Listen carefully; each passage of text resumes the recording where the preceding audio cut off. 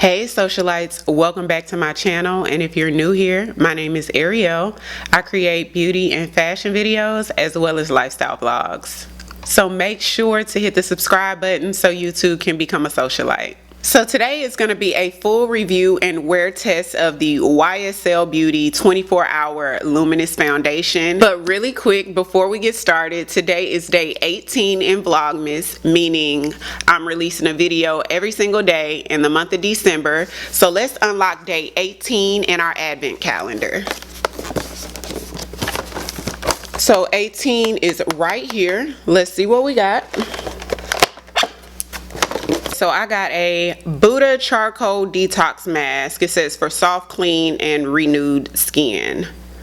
So I got a mask from HUDA. I've never heard of this brand before. If you guys have tried anything from the brand HUDA, comment down below and let me know. So this is an exciting review to be doing, you guys. I've heard a lot of really good things about this foundation, and one of my subscribers actually had an issue finding her color, so I thought, why not pop in at Sephora? I'm there 2-3 times a week anyway, find the closest color and go ahead and get a review up for you guys. So the claims of this foundation is supposed to be an innovative formula that glides on seamlessly for full coverage that feels bare.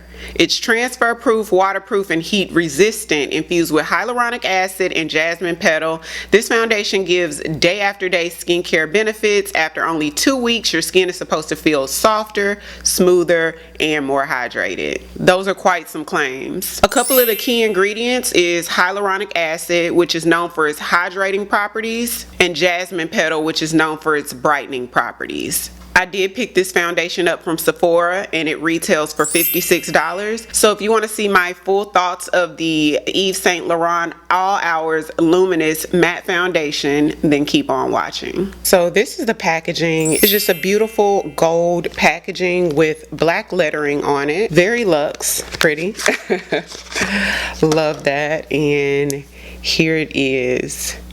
It is very stunning packaging with that frosted glass bottle. It does have that very iconic YSL logo on the top, which I think is super luxe. You open it up and it has that black plastic pump. In this formula, I did get the color DW2, and just for reference, because I did have quite the time trying to match my perfect shade, DN3 was too dark, DN1 was way too light, and DC1 was too dark and a little bit olivey. So if you're my skin tone, just for reference, those are some of the shades that I tried, and this one was as close as I could get to my shade. The website does recommend that you start off with one pump, and it says to use a sponge for sort of that buildable coverage, use your fingertips for more sheer coverage, and then use a foundation brush if you want to build that full coverage. So because this is a full coverage foundation, this is sort of what it's made for. We're going to do that one pump and use a foundation brush for the full coverage. I'm pretty sure that's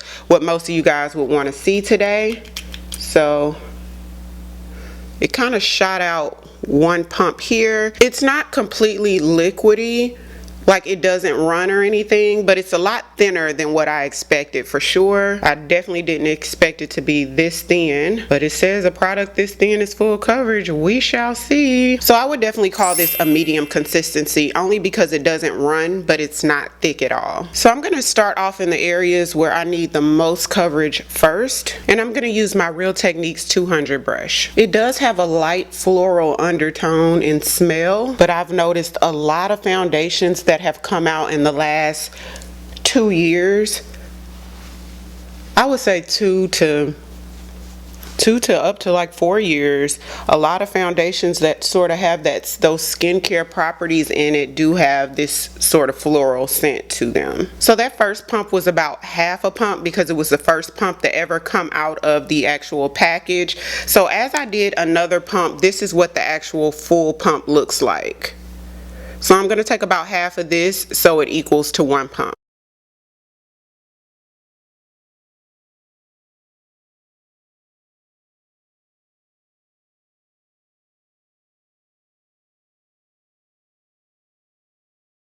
So what's super impressive to me about this foundation is that for it to be such a thin product, it delivers such a full coverage. This foundation does have 40 shades to choose from, and about 12 of them would probably work for African American skin tones. For concealer, I'm going in with the Huda Beauty concealer. This one is in the color 6.5G.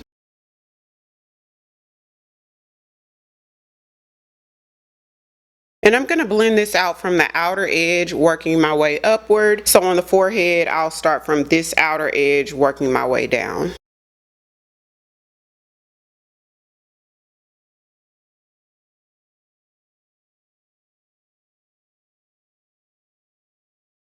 For cream contour, I'm going in with the Huda Beauty Tantour Contour Cream in the color medium.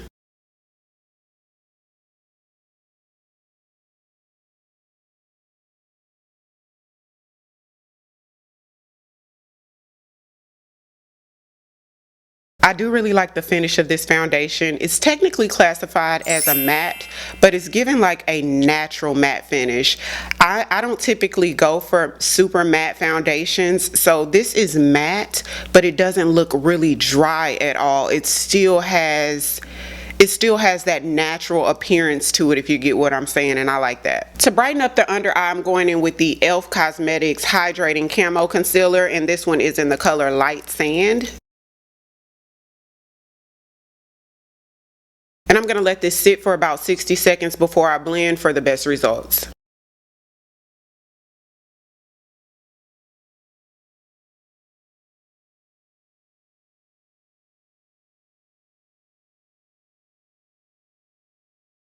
To set under eye, I'm going in with the Laura Mercier Loose Translucent Powder.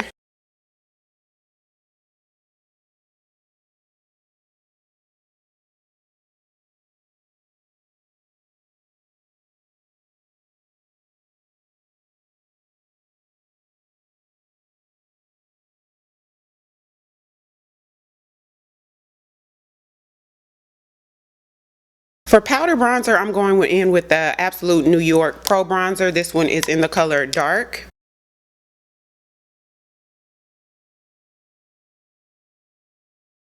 For blush, Lovejoy from MAC.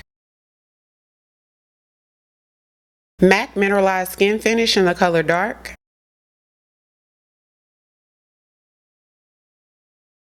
Charlotte Tilbury Airbrush Flawless Finish Powder in the color Medium 2.